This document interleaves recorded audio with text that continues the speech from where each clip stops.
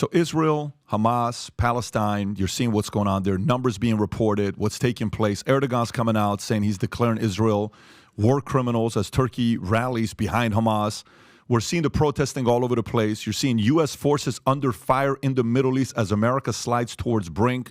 A defective drone launched by an Iranian-backed militia targeted U.S. forces at the Erbil air base in Iraq, but failed to detonate, sparing casualties. This incident was one of 40 drones and rocket attacks on U.S. troops by Iranian-backed militias in response to American support for Israel during the Gaza war. We can keep hearing about these stories. One open-ended question, what's your position with what's going on here? How would you, if you were the president right now, how would you put a stop to this? So there's so much to talk about here. We got time, though. Absolutely. Yeah, we got time. Yeah, it's good. This isn't cable news. I like this. No, it's not. It's good. So there's no buzzer that goes off in 30 seconds? No. You mean that? Okay. Yes. And this is what this is why this new media is important. By the way, is they hate that I come on these kinds of. I mean, I go on all these podcasts. So something that we'll say here. Here's how it works. Here's the game plays. Cable news does not like that you all exist, and so they create a disincentive for candidates like me to come on here. Why? They're going to take something I say here. Happens every time. Airlift it out of the context of the conversation that we're having, and then put it on the 3-minute or 2-minute version that they have, or 30-second version that they have, which is their mode of media. And they know that that purposefully distorts what the candidate says, which creates a disincentive for candidates to actually engage in real human conversation. And that's why other people, even when they show up in podcasts, are coming in stuff suits. That being said, let's talk about foreign policy, because this is the third rail. So here's my view.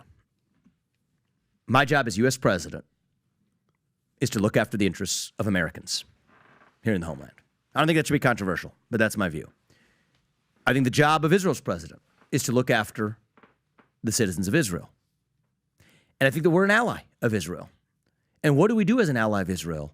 I think it is to provide diplomatic support without military intervention. And so all of this stuff about sending this kind of aid or that, I think it's better for Israel and better for the United States if we mind our affairs and they mind theirs, but we give them the diplomatic support they need to say, you get to do whatever you need to defend your homeland. I think that's what I said on the stage. I mean, I would, if I was on the phone with Bibi, I'd tell him, you know what? If you need to smoke the terrorists at your southern border that are invading and threatening your country, you go do that.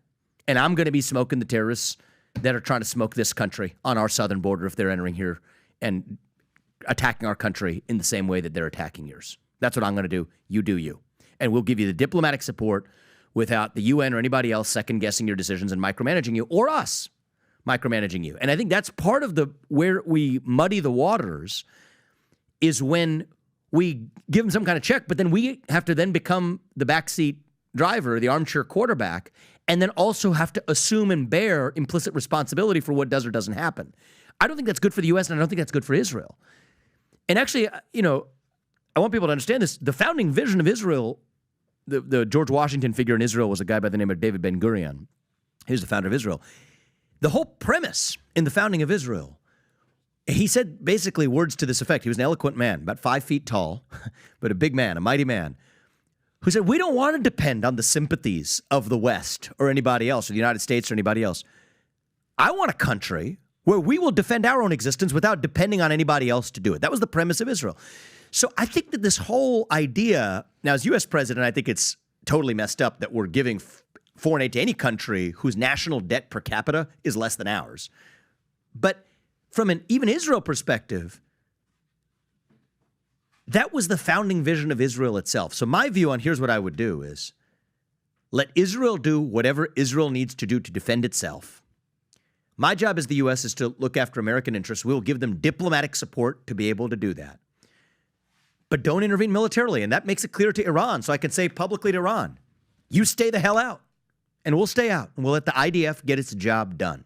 In the meantime, because you read some of those headlines, if you hit us, the United States of America, if you hit our sons and daughters on military bases, our troops who are serving this country, if you actually hit them, we will hit you, whoever that is, whichever group that is.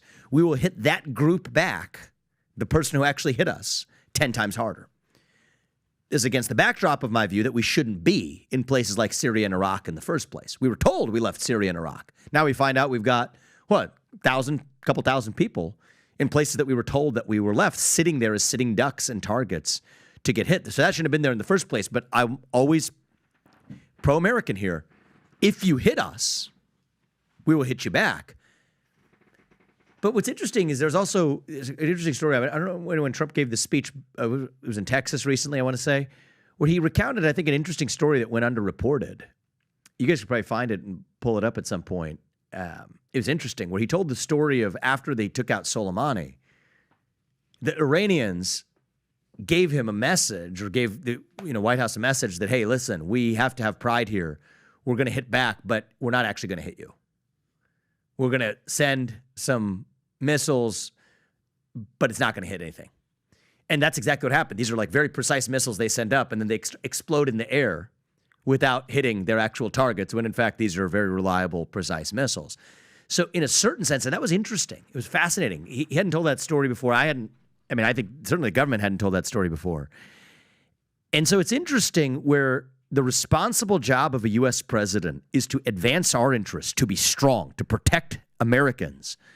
But it's not in our national interest to automatically sleepwalk our way into World War III. So for the people who are saying that because Iran funds, Hamas or Hezbollah or the Houthis or other groups, and those groups hit Israel, that gives the U.S. a reason, like the Lindsey Grahams of the world that make this argument, to preemptively strike Iran. Think about that logic. According to that logic of proxy warfare, Russia would have the right to hit the United States now because we're funding Ukraine to hit Russia. So those messed up theories of proxy war, that's how you get to World War III. And I think it is a vital national interest. So we have this thing I rolled out the night before the debate. It's our No to Neocons pledge. Actually, people should go there. We're not asking for money or anything else. Just sign the pledge if you're on board. No-to-neocons.com. Okay? And every person who is a political appointee in my administration will have to sign it. Yeah, there's this. There's the No to Neocons pledge. No-to-neocons.com. You go there.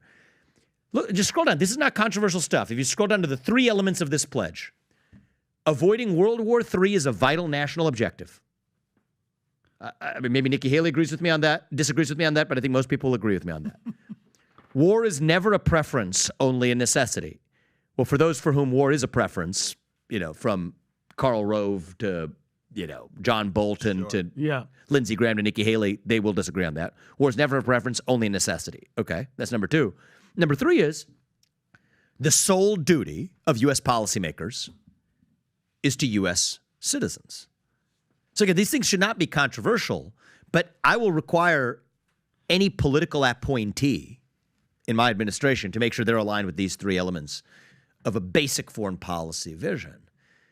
But that's what puts me at odds with most of the Republican Party. Vivek, how close are we? I think we're closer than we've ever been in our lifetime, Patrick. In our lifetime, in our lifetime. Okay, I got you. And so, where you sit down and you ran a company, you're like, okay, we're negotiating with XYZ. We want the price to be this. If we push a little too much, they may walk away. We don't want them to walk. We want them to stick around. How far do we want to go? What's the risk we want to do? And are you kind of making decisions? What could tip them off? What could cause them to do something? If you were to say, this could cause World War III, these 3 things could cause World War III, what would those things be? So I'll give you a couple principle answers, then I'll give you a couple fact answers. Sure. The principal answer, how you get to world war, is it's never in the interest of any of the countries who enter it. So that means it's a tripwire that accidentally forces a bunch of people into a situation that's not actually in their individual interest. You could call it a collective action problem. Here's how world wars happen. Vague red lines. So when you don't know what somebody's actual red lines are, then you accidentally end up doing things that cross somebody's red line without knowing it. So my view is the U.S. has operated according to this model of strategic ambiguity. I think we need strategic clarity. Be crystal clear and mean it. As I said, if you hit us, including our sons and daughters who are troops, stationed wherever they are, we will hit you, not some other vague other actor. We will hit you 10 times harder. That's a clear red line. That's how you avoid world wars. Now, I think the other thing you got to look at is it my job to be a global policeman? If so, that's a clear path to world war because you have conflicts that don't relate to your self-interest. Or is it my path only to look after my self-interest? So if you start with the first premise that it's in every nation's self-interest to avoid world war and every nation is only acting in their self-interest, then you avoid that world war scenario. So if you like this clip and you want to watch another one, click right here. And if you want to watch the entire podcast, click right here.